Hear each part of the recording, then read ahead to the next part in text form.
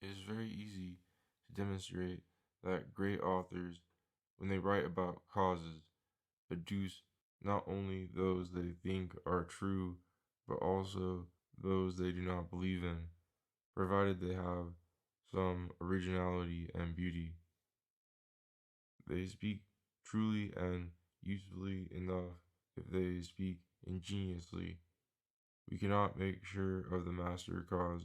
We pile up several of them to see if by chance it will be found among them. For one cause will not do, we must state many, one of which is true. Cretius. Do you ask me whence comes this custom of blessing those who sneeze?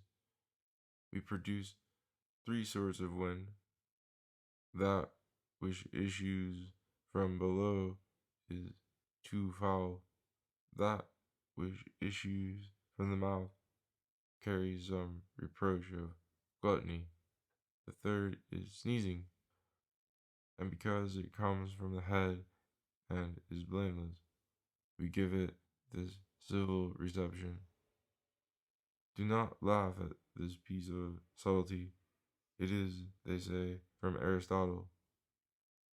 It seems to me I have read in Plutarch, who, of all the authors with knowledge I know, is the one who best combine art with nature and judgment with knowledge, that he gives the reason for the heaving of the stomach that afflicts those who travel by sea as fear, having found some reason by which he proves that fear can produce such an effect.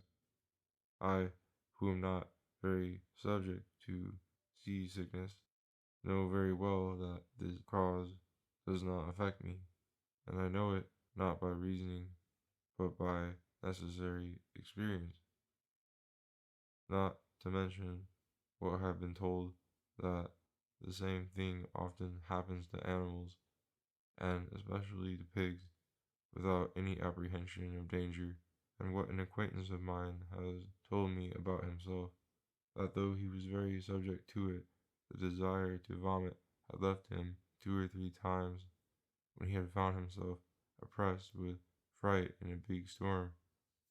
And here this ancient, I was not too sick to think about the danger. Seneca. I was never afraid on the water, nor indeed anywhere else, and I have often enough had just occasions, if death is one, at least not to the point of being confused or bewildered.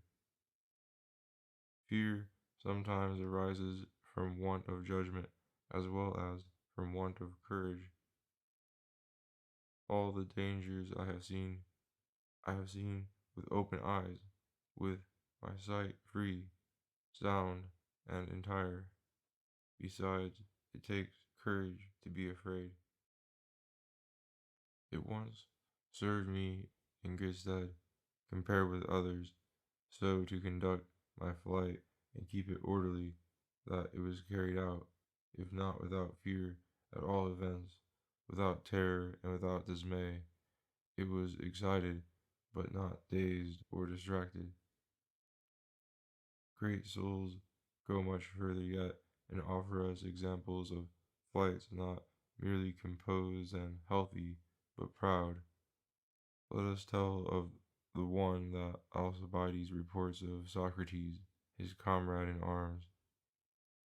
I found him, he says, after the rout of our army, him and Laches, among the last of the fugitives, and I observed him at my leisure and in safety, for I was on a good horse and he on foot, and we had fought that way. I noticed first how much presence of mind and resolution he showed compared with Laches, and then the boldness of his walk, no different from his ordinary one, his firm and steady gaze, considering and judging what was going on around him, looking now at one side, now at the other, friends and enemies, in a way that encouraged the former and signified to the latter that he was a man to sell his blood and his life very dear to anyone who should try to take them away. And thus they made their escape, for people are not inclined to attack such men. They run after the frightened ones. That is the testimony of that great captain, which teaches us what we experience every day, that there is nothing that throws us so much into dangers as an unthinking eagerness to get clear of them. Where there is less fear, there is generally less danger. Livy. Our common people are wrong to say that such and such a man fears death, when they mean to say that he thinks about it and foresees it. Foresight is equally suitable in whatever concerns us, whether for good or ill. To consider and judge the danger is in a way the opposite of being stunned by it. I do not feel myself strong enough to sustain the impact and impetuosity of this passion of fear or of any other vehement passion. If I were once conquered and thrown by it, I would never get up again quite intact. If anything made my soul lose its footing, it would never set it back upright in its place. It probes and searches itself too keenly and deeply, and therefore would never let the wound that had pierced it close up and heal. It has been well for me that no illness has yet laid it low. Each attack made on me I meet, and fight off in my full armor. Thus the first one that swept me off my feet would leave me without resources. I have no secondary defense. No matter where the torrent should break my dike, I would be helpless and be drowned for good. Epicurus says that the wise man can never pass into a contrary state. I have an opinion about the converse of this saying, that anyone who has once been very foolish will never at any other time be very wise. God tempers the cold according to the cloak, and gives me passions according to my means of withstanding them. Nature, having uncovered me on one side, has covered me up on the other. Having disarmed me of strength, she has armed me with insensibility and a controlled or dull apprehensiveness. Now I cannot long endure, and I could endure them less easily in my youth, either coach or litter or boat, and I hate any other transportation than horseback, both in town and in the country. But I can endure a little less than a coach, and for the same reason I can more easily bear a rough tossing on the water, whereby fear is produced, than the movement felt in calm weather, by that slight jolt given by the oars, stealing the vessel from under us. I somehow feel my head and stomach troubled. I cannot bear a shaky seat under me. When the sail or current carries us along evenly, or when we are towed, this uniform movement does not bother me at all. It is an interrupted motion that annoys me the most of all when it is languid. I cannot otherwise describe its nature. The doctors have ordered me to bind and swathe my abdomen with a towel to remedy this trouble, which I have not tried, being accustomed to wrestle with the weaknesses that are in me and overcome them by myself. If my memory were sufficiently stored with them, I should not begrudge my time to tell here the infinite variety of examples that histories offer us of the use of coaches in the service of war, varying according to the nations and according to the age, of great effect, it seems to me, and very necessary, so that it is a wonder that we have lost all knowledge of them. I will say only this, that quite recently, in our father's time, the Hungarians put coaches very usefully to work against the Turks, there being in each one a targeteer and a musketeer and a number of harquebuses lined up, loaded, and ready, the whole thing covered with a wall of shields like a galliot.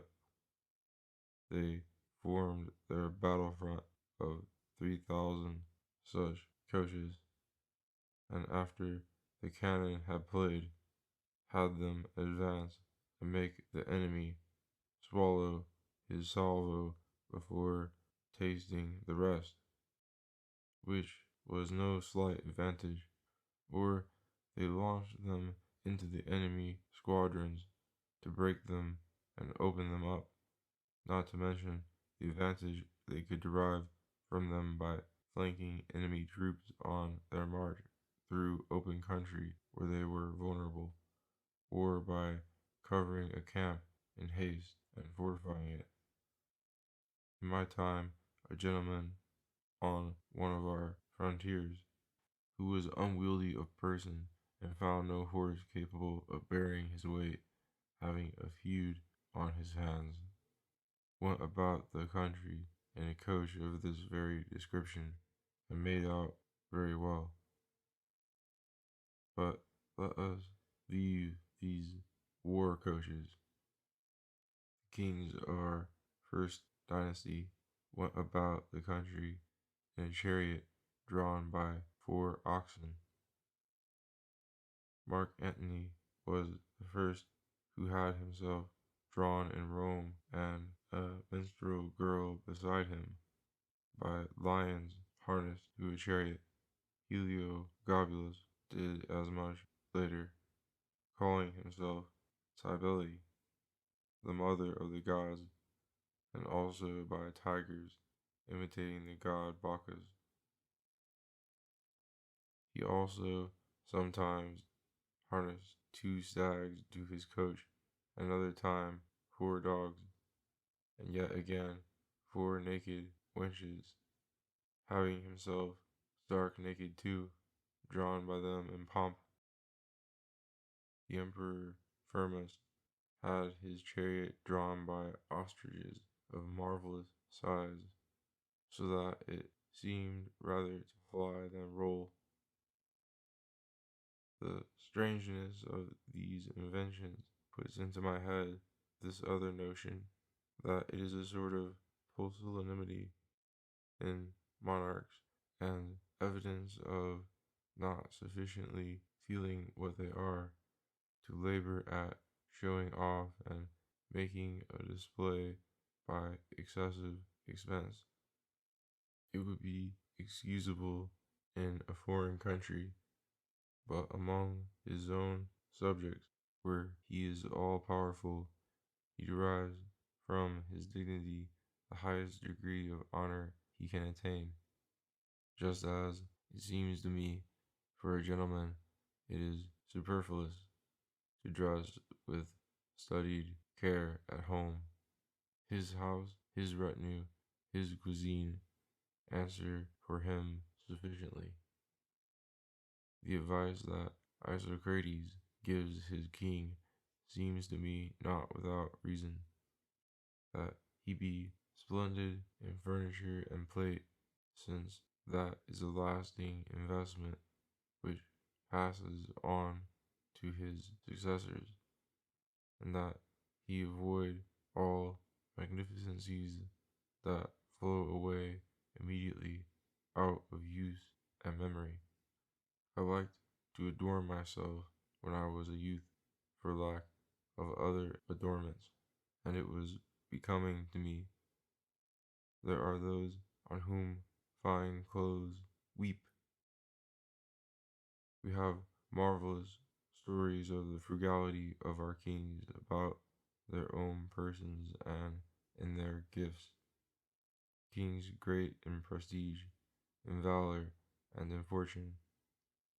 Demosthenes fights tooth and nail against the law of his city that allotted public moneys to lavish games and feasts. He wants the greatness of the city to be manifest in its quality of well-equipped ships and of good, well-supplied armies.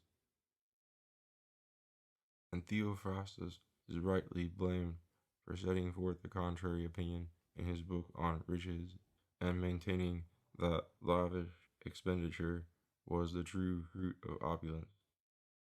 These are pleasures, says Aristotle, that touch only the lowest of the people, that vanish from memory as soon as people are sated with them, and that no judicious and serious man can esteem. The outlay would seem to me much more royal as well as more useful, just, and durable if it were spent on ports, harbors, fortifications, and walls, on sumptuous buildings, churches, hospitals, colleges, and the improvement of streets and roads, for which Pope Gregory XIII is gratefully remembered in my time, and in which our Queen Catherine will leave evidence for many years of her natural liberality and munificence, if her means were equal to her wish. Fortune has given me great displeasure by interrupting the construction of the handsome new bridge of our great city, and depriving me of the hope of seeing it in full use before I die. Besides, it seems to the spectators of these triumphs, that they are given a display of their own riches, and entertained at their own expense. For peoples are apt to assume about kings, as we do about our servants, that they should take care to prepare for us in abundance all we need, but that they should not touch it at all for their own part. And therefore the Emperor Galba, having taken pleasure in a musician's playing during his supper, sent for his money box, and gave into his hand a handful of crowns that he fished out of it, with these words, "This is not the public money, this is my own." At all events, it most happens that the people are right, and that their eyes are feasted with what should go to feed their bellies. Liberality itself is not in its proper light in the hands of a sovereign. Private people have more right to exercise it. For, to be precise about it, a king has nothing that is properly his own. He owes his very self to others. The authority to judge is not given for the sake of the judge, but for the sake of the person judged. A superior is never appointed for his own benefit, but for the benefit of the inferior, and a doctor for the sick, not for himself. All authority, like all art, has its end outside of itself. No art is directed to itself. Cicero. Wherefore the tutors of young princes who make it a point to impress on them this virtue of liberality, and preach to them not to know how to refuse anything, and to think nothing so well spent as what they give away. A lesson that I have seen in great favor in my time. Either look more to their own profit than to their masters, or do not well understand to whom they speak. It is all too easy to impress liberality on a man who has the means to practice it all he wants at the expense of others, and since its value is reckoned not by the measure of the gift, but by the measure of the giver's means, it amounts to nothing in such powerful hands. They find themselves prodigal before they are liberal. Therefore, liberality is little to be commended compared to the other royal virtues, and it is the only one, as the tyrant Dionysius said, that goes with tyranny itself. I would rather teach him this verse of the ancient farmer, that whoever wants to reap a good crop must sow with the hand, not pour out of the sack.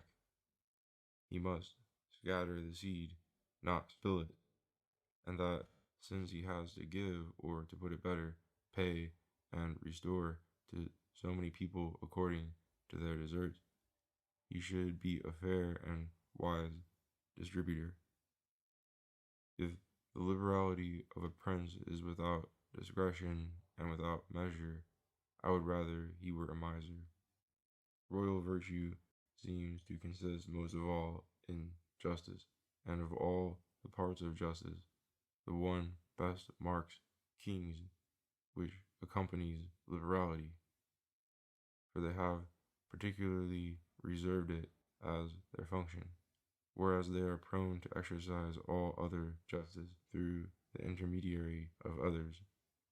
Moderate largesse is a feeble means for them to acquire goodwill, for it alienates more people than it wins over. The more you have already practiced it on, the fewer you will be able to practice it on. What is more foolish than to take pains so that you can no longer do what you enjoy doing? Cicero. And if it is exercised without regard to merit, it puts to shame him who receives it, and is received ungraciously.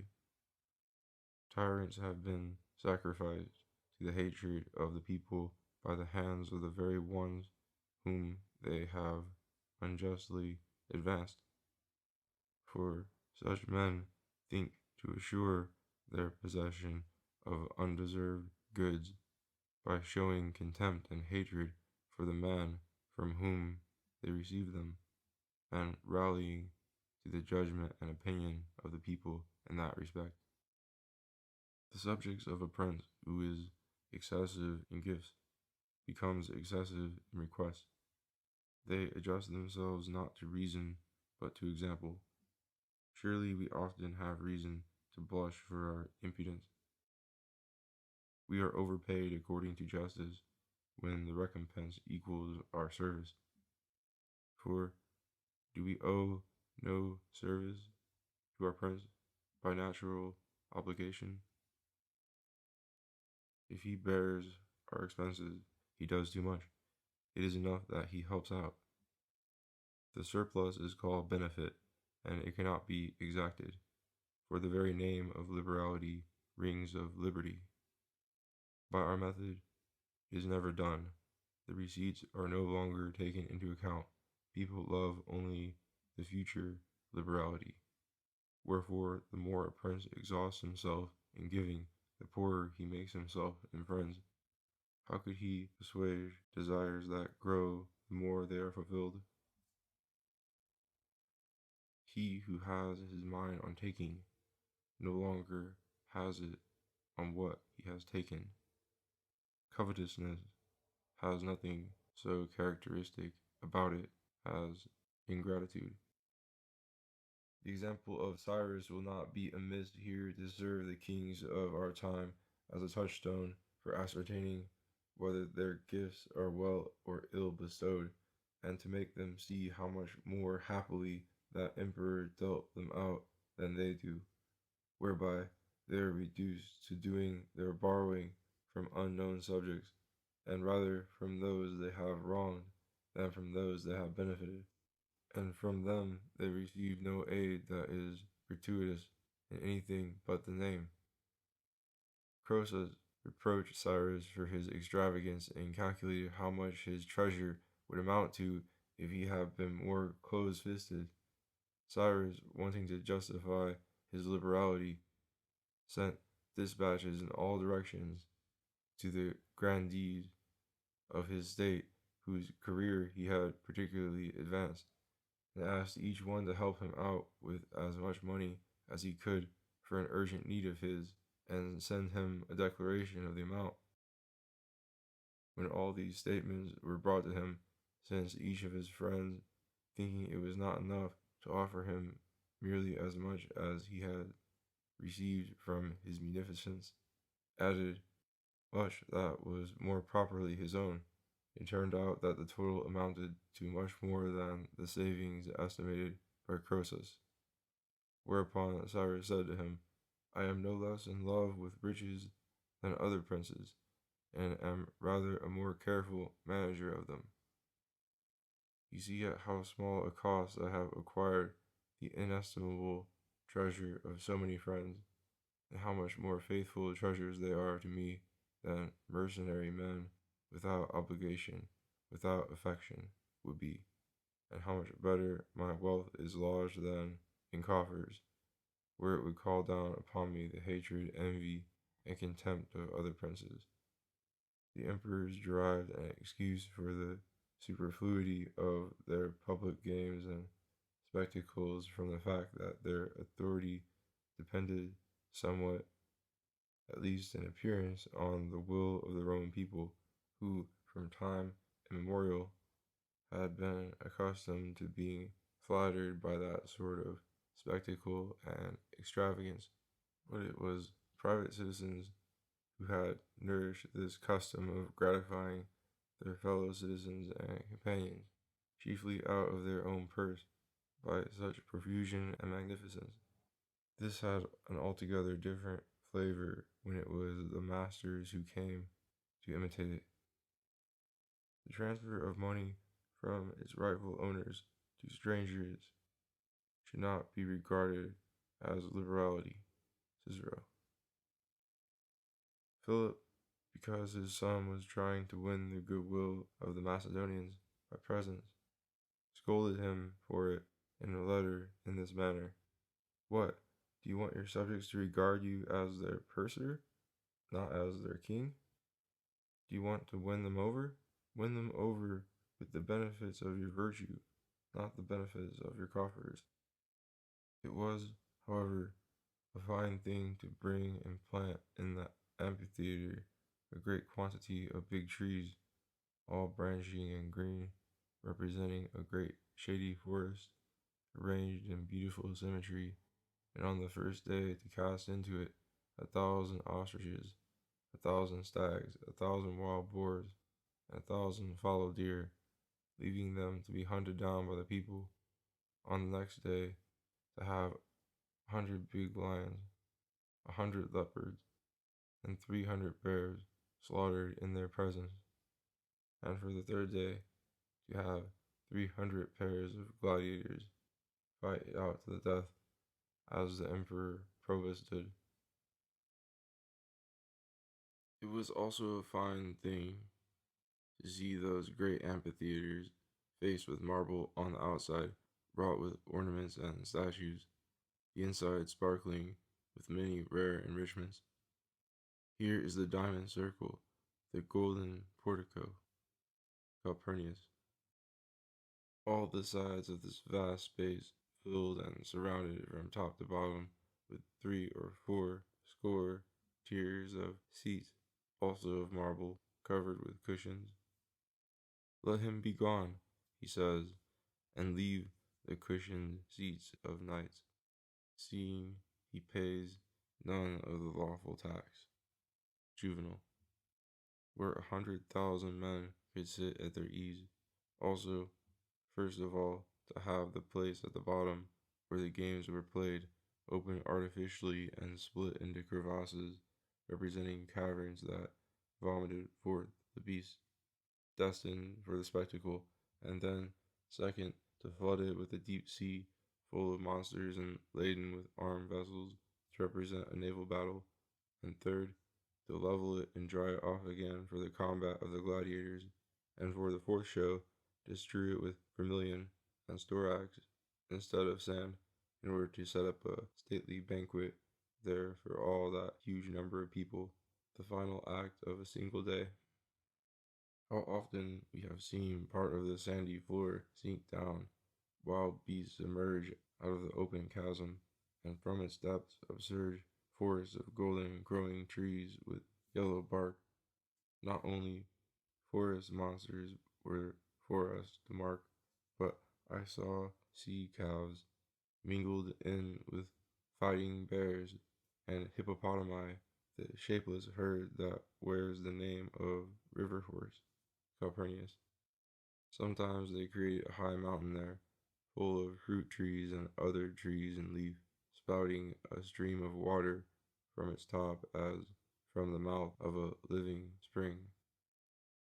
Sometimes they brought in a great ship which opened and came apart of itself, and after having spewed forth from its belly 400 or 500 fighting beasts, closed up again and vanished without assistance. At other times, from the floor of the place, they made spouts and jets of water spring forth, which shot upward to an infinite height, then sprinkled and perfumed that infinite multitude.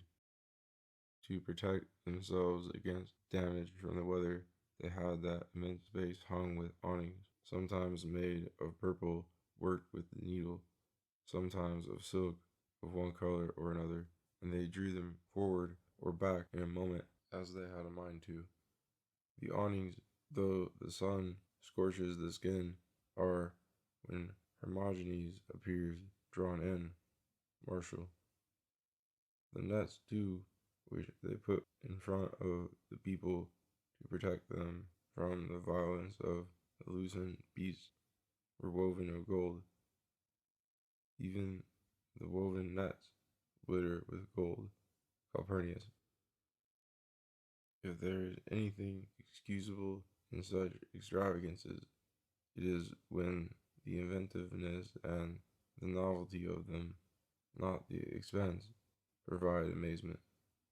Even in these vanities we discover how fertile those ages were in minds different from ours. It is with this sort of fertility as with all other productions of nature.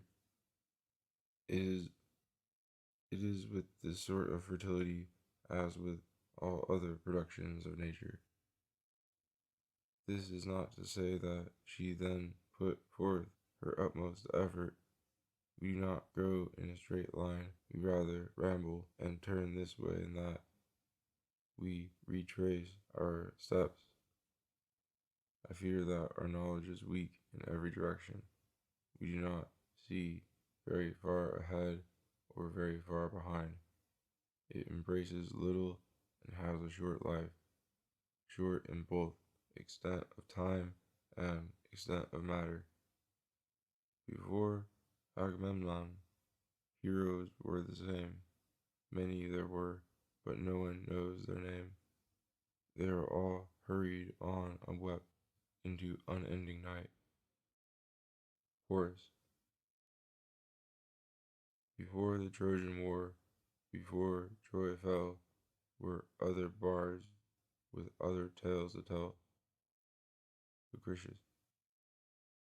And Solon's story of what he had heard from the priests of Egypt about the long life of their state and their manner of learning and preserving the histories of other countries does not seem to me a testimony to be rejected in this consideration. If we could view that expanse of countries and ages, boundless in every direction, into which the mind, plunging and spreading itself, travels so far and wide that it can find no limit where it can stop, there would appear in that immensity an infinite capacity to produce innumerable forms, adapted from Cicero. Even if all that has come down to us by report from the past should be true and known by someone, it would be less than nothing compared with what is unknown. And of this very image of the world which glides along while we live on it, how puny and limited is the knowledge of even the most curious, not only of particular events which fortune often renders exemplary and weighty, but of the state of great governments and nations. There escapes us 100 times more than comes to our knowledge. We exclaim at the miracle of the invention of our artillery, of our printing. Other men in another corner of the world, in China, enjoyed these 1,000 years earlier. If we saw as much of the world as we do not see, we would perceive it is likely a perpetual multiplication and vicissitude of forms. There is nothing unique and rare as regards nature, but there certainly is as regards our knowledge, which is a miserable foundation for our rules and which is apt to represent to us a very false picture of things. As vainly as we today infer the decline and decrepitude of the world from arguments we draw from our own weakness and decay, this age is broken down and broken down the earth, Lucretius. So vainly did this poet infer the world's birth and youth from the vigor he saw in the minds of his time, abounding in novelties and inventions in various arts. The universe, I think, is very new. The world is young, its birth not far behind. Hence, certain arts grow more and more refined even today. The naval art is one, Lucretius. Our world has just discovered another world. Who will guarantee us that it is the last of its brothers? Since the demons, the sibyls, and we ourselves have up to now been ignorant of this one, no less great, full, and well-limbed than itself, yet so new and so infantile that it is still being taught its ABC. Not 50 years ago, it knew neither letters, nor weights and measures, nor clothes, nor wheat, nor vines. It was still quite naked at the breast, and lived only on what its nursing mother provided. If we are right to infer the end of our world, and that poet is right about the youth of his own age, this other world will only be coming into the light when ours is leaving it. The universe will fall into paralysis. One member will be crippled, the other in full vigor. I am much afraid that we shall have very greatly hastened the decline and ruin of this new world by our contagion, and that we will have sold it our opinions and our arts very dear. It was an infinite world, yet we have not whipped it and subjected it to our discipline by the advantage of our natural valor and strength, nor won it over by our justice and goodness, nor subjugated it by our magnanimity. Most of the responses of these people and most of our dealings with them show that they were not at all behind us in natural rightness of mind and pertinence. The awesome magnificence of the cities of Cuzco and Mexico, and among many similar things, the garden of that king in which all the trees, the fruits, and all the herbs were excellently fashioned in gold, and of such size and so arranged that they might be in an ordinary garden, and in his curio room were gold replicas of all living creatures native to his country and its waters. And the beauty of their workmanship in jewelry, feathers, cotton, and painting show that they were not behind us in industry either.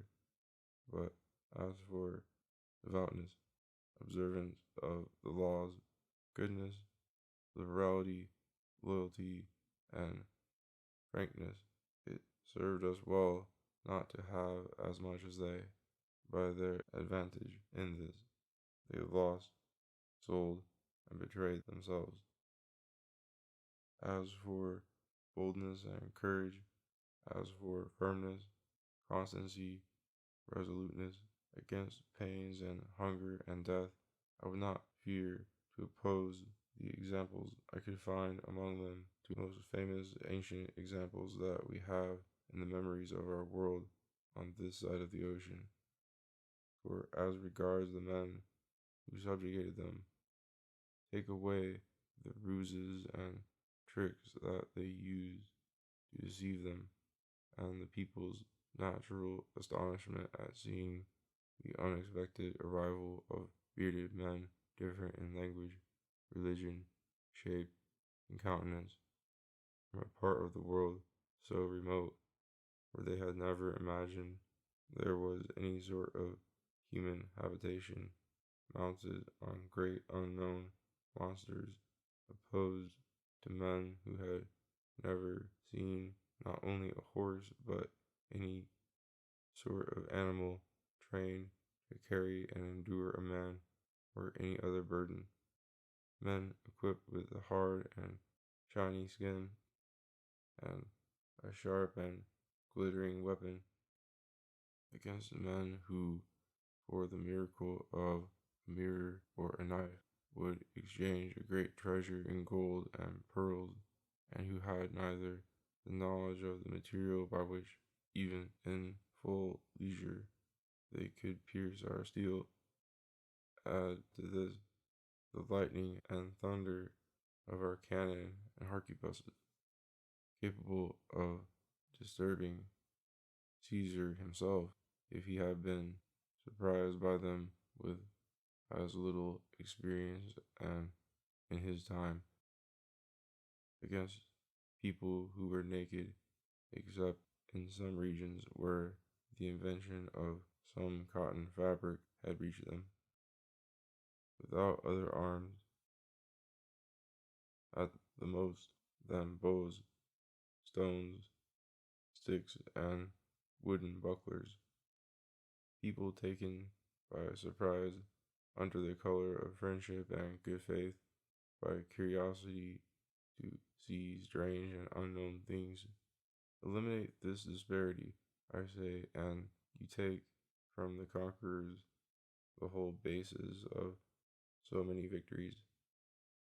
When I consider that indomitable ardor with which so many thousands of men, women, and children came forth and hurled themselves so many times into inevitable dangers for the defense of their gods and of their liberty, and that noble, stubborn readiness to suffer all extremities and hardships, even death, rather than submit to the domination of those by whom they have been so shamefully deceived. For some of them, when captured, chose rather to let themselves perish of hunger and fasting than to accept food from the hands of such basely victorious enemies. I conclude that if anyone had attacked them on equal terms with equal arms, experience, and numbers, it would have been just as dangerous for him in any other war we know of, and more so. Why did not such a noble conquest fall to Alexander or to those ancient Greeks and Romans? Why did not such a great change and alteration of so many empires and peoples fall into hands that would have gently polished and cleared away whatever was barbarous in them, and would have strengthened and fostered the good seeds that nature had produced in them, not only adding to the cultivation of the earth and the adornment of cities, the arts of our side of the ocean, insofar as they would have been necessary, but also adding the Greek and Roman virtues to those originally in that region. What an improvement that would have been, and what an amelioration for the entire globe if the first examples of our conduct that were offered over there had called those peoples to the admiration and imitation of virtue, and had set up between them and us a brotherly fellowship and understanding.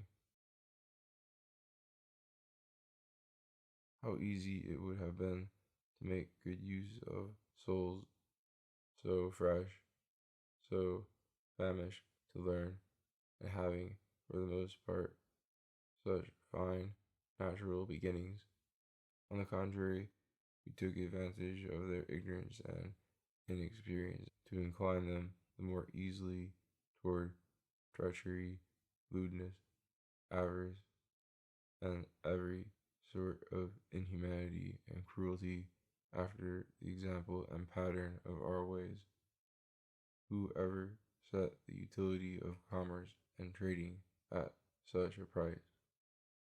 So many cities razed, so many nations exterminated, so many millions of people put to the sword, and the richest and most beautiful part of the world turned upside down for the traffic in pearls and pepper, base and mechanical victories. Never did ambition, never did public enmities drive men against one another to such horrible hostilities and such miserable calamities.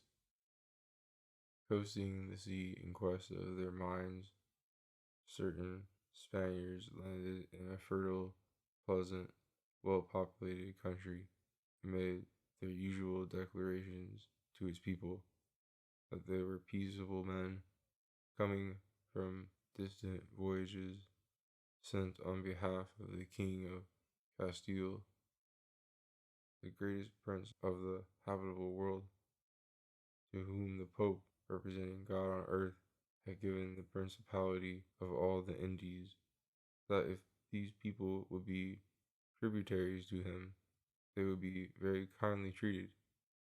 They demanded of them food to eat and gold to be used in a certain medicine, and expounded to them the belief in one single God and the truth of our religion, which they advised them to accept, adding a few threats. The answer was this: as for being peaceable, they did not look like it, if they were. As for their king, since he was begging, he must be indigent and needy, and he who had awarded their country to him must be a man fond of dissension, to go and give another person something that was not his, and thus set him at strife with its ancient possessors. As for food, they would supply them. Gold they had little of, and it was a thing they held in no esteem, since it was useless to the service of their life, their sole concern being with passing life happily and pleasantly. However, they might boldly take any they could find, except what was employed in the service of their gods. As for one single God, the account had pleased them, but they did not want to change their religion, having followed it so advantageously for so long, and they were not accustomed to take counsel except of their friends and acquaintances. As for the threats, it was a sign of lack of judgment to threaten people whose nature and means were unknown to them. Thus, they should promptly hurry up and vacate their land, for they were not accustomed to take in good part the civilities and declarations of armed strangers. Otherwise, they would do to them as they had done to these others, showing them the heads of some executed men around their city. There we have an example of the babbling of this infancy, but at all events, neither in that place nor in several others where the Spaniards did not find the merchandise they were looking for, did they make any stay or any attack, whatever other advantages there might be, witnessed by cannibals. Of the two most powerful monarchs in that world, and perhaps of this as well, kings of so many kings, the last two that they drove out, one, the king of Peru, was taken in battle and put to so excessive a ransom that it surpasses all belief. And when this had been faithfully paid, and the king in his dealings had given signs of a frank, liberal, and steadfast spirit and a clear and well-ordered understanding, the conquerors, after having extracted from him 1,325,500 ounces of gold, besides silver and other things that amounted to no less, so that their horses thenceforth were shod with solid gold, were seized with the desire, see also, at price of whatever treasury, what could be the remainder of this king's treasures, and to enjoy freely what he had reserved. They trumped up against him a false accusation and false evidence that he was planning to rouse his provinces in order to regain his freedom, whereupon, in a beautiful sentence pronounced by those very men who had set afoot this treachery against him, he was condemned to be publicly hanged and strangled, after being permitted to buy his way out of the torment of being burned alive by submitting to baptism at the moment of the execution.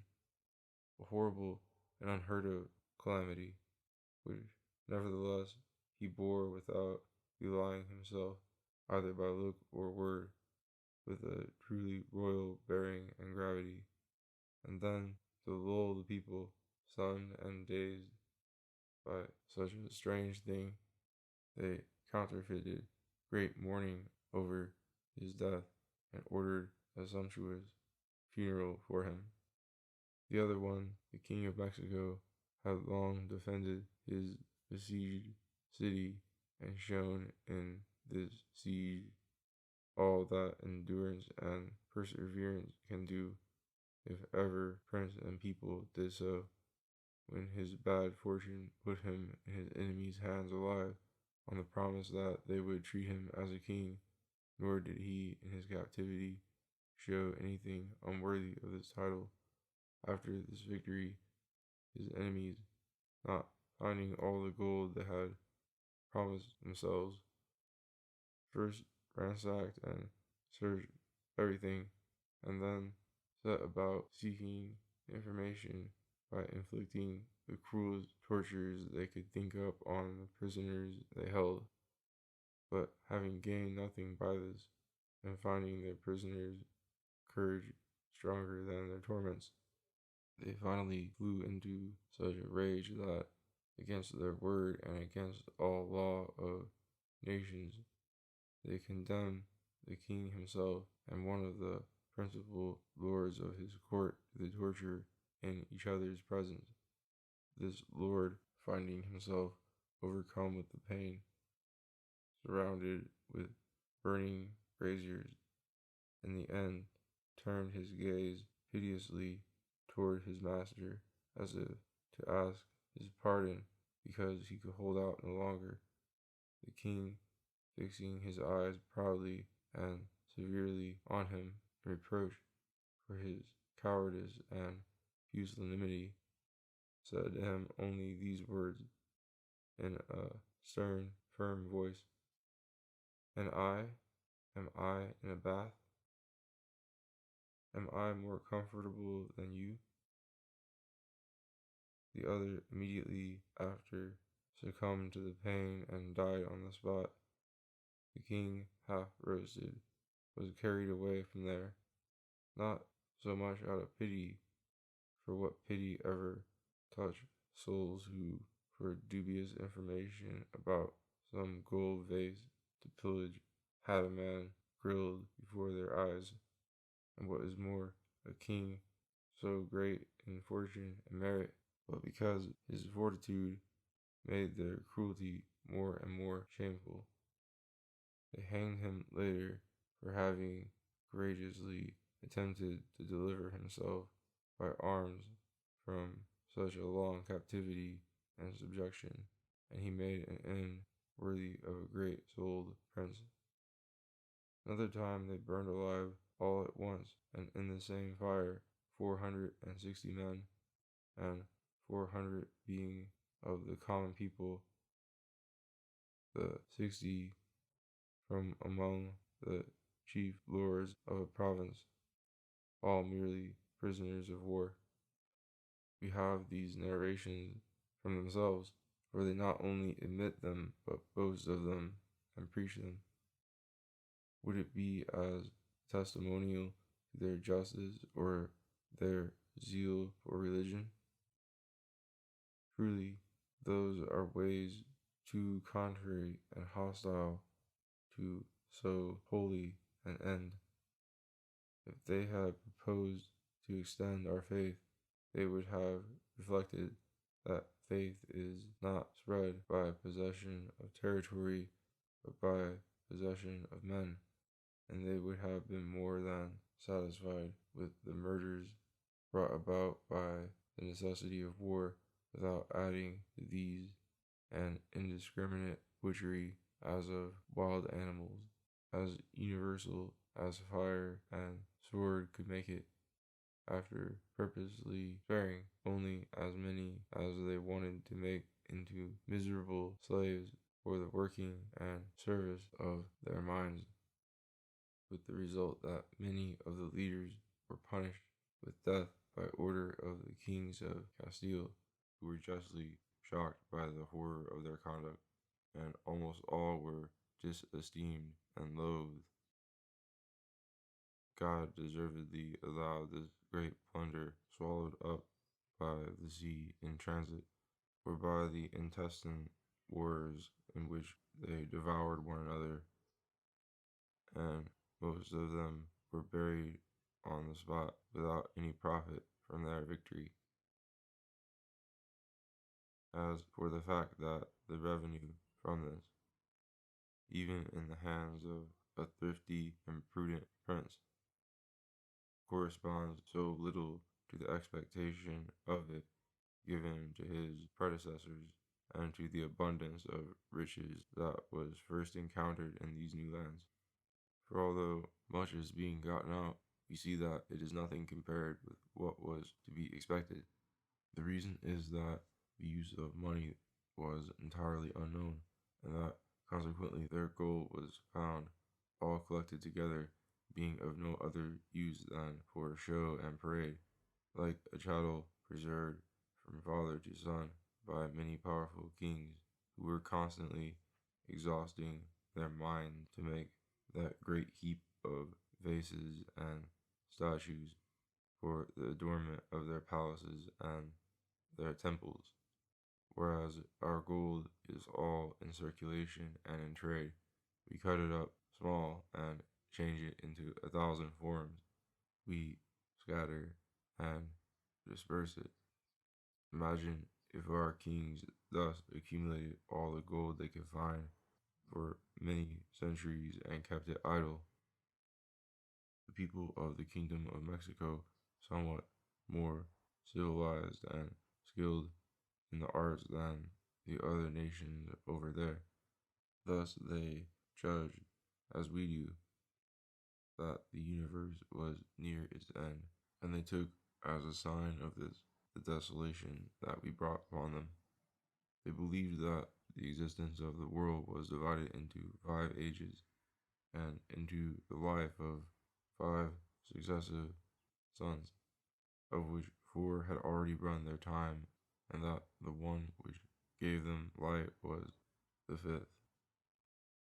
The first perished with all other creatures by a universal flood of water, the second by the heavens falling on us, which suffocated every living thing, to which age they assigned the giants, and they showed the Spaniards some of their bones, judging by the size of which these men must have stood 20 hands high. The third by fire, which burned and consumed everything. The fourth by turbulence of air and wind, which beat down even many mountains.